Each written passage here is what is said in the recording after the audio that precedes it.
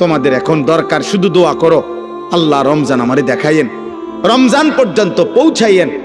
আর প্রত্যেকটা বাবা ভাই, পুরুষ নারী, জওয়ান বুড়া, সবার কাছে আমার অনুরোধ, রমজানকে টার্গেট করে নিজের জীবন পরিবর্তনের জন্য আপনি সিদ্ধান্ত নিন। আল্লাহ কোরআনে ওয়াদা দিছে, বান্দা একটা মাস রমজান তুমি যত্ন নিয়া রমজান মাসটা কাটাইবা, সবগুলো গুনাহ ছেড়ে দিবা, আমি আল্লাহ তাআলার হুকুমগুলো পালন করবা।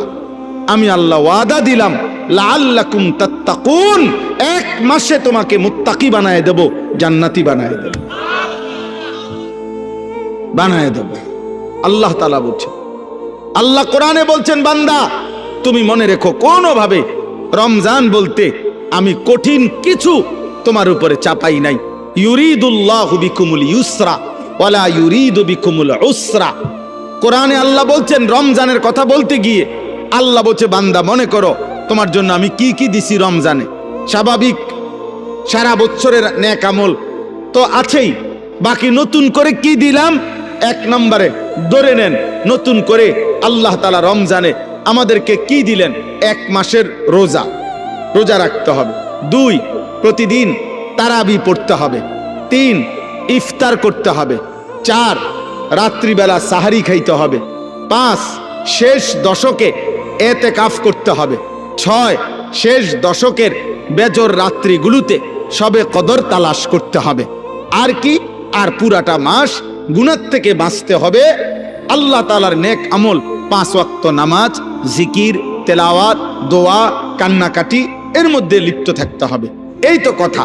আল্লাহ তাআলা বলেন, বান্দা বিশ্বাস করো, এই যে যা যা দিছি আমি, ইফতার, সাহারি, এতেকাফ, তারাবি, রোজা, নামাজ, আল্লাহ বলে, বান্দা বিশ্বাস করো, আমি এই বিধানগুলো সাজাইতে গিয়া, দিতে গিয়ে আমি আল্লাহ নিজে তোমার সহজ যেন হয়, কষ্ট যেন না হয়, আমি আল্লাহ কসম নিজে খেয়াল করেছি। ইউরিদুল্লাহু বিকুমুল ইউসরা, আমি আল্লাহ চেয়েছি তোমার যেন সহজ হয়। ওয়ালা ইউরিদু বিকুমুল উসরা, আমি আল্লাহ তাআলা তোমার জন্য কঠিন হোক এটা চাই নাই। প্রথম যেভাবে বিধান শুরু করছি নবীজির জামানায়, প্রথম রোজার শুরু, রমজানের শুরু, ওইখান থেকেও আমি বান্দা সহজ করতে করতে করতে বর্তমানের অবস্থায় আনছি।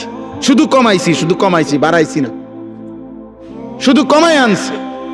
সংক্ষেপে বলি, প্রথম রাসূলুল্লাহ সাল্লাল্লাহু আলাইহি সাল্লামের জামানায় রোজা এর বিধান ছিল কি?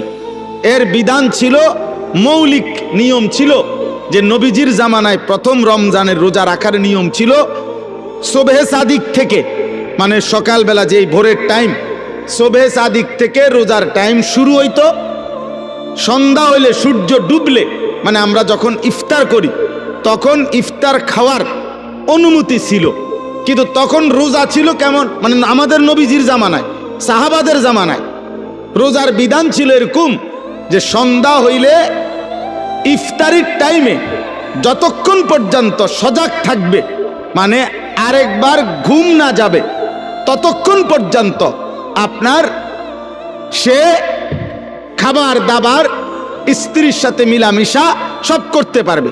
কিন্তু সন্ধ্যার পর থেকে নিয়ে যখনই ঘুমায় যাবে, ঘুম আইসা গেলে নতুন রোজা শুরু।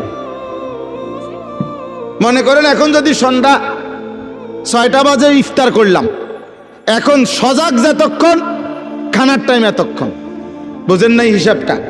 সজাগ যতক্ষণ এতক্ষণ। 8টা বাজে ঘুমায় গেছে, রোজা শুরু। বা মাগরিব পড়ে বলে, কদ্দুর শরীরটা ভাল লাগতেছে না, সারাদিন ব্যস্ত ছিলাম, একটু শুইছে, রোজা শুরু। এটাই ছিল বিধান, এটাই নবীজির জামানায় ছিল। কিন্তু এইটুকুর কারণে সাহাবাদের কষ্ট হইতেছিল। কি কষ্ট? দেখা গেছে অনেকে সন্ধ্যাবেলা ইফতারের সময় হয়তো সামান্য মাত্র পানি পান করছে, বা 2টা খেজুর খাইছে, অথবা খায় নাই, এরই মধ্যে মাগরিবের নামাজ পড়ে ক্লান্তিতে ঘুম চলে আসছে, এই কারণে আর খাবার খাইতে পারে নাই।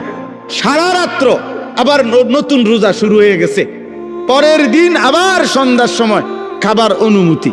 তো ফলে একদিন একজন সাহাবী সন্ধ্যাবেলায় খাইতে পারে নাই, ফলে ঘুমায় গেছে, নতুন রোজা শুরু হয়ে যাওয়াতে আগের দিনের পুরা রোজা, সারা রাত্রের রোজা, পরের দিন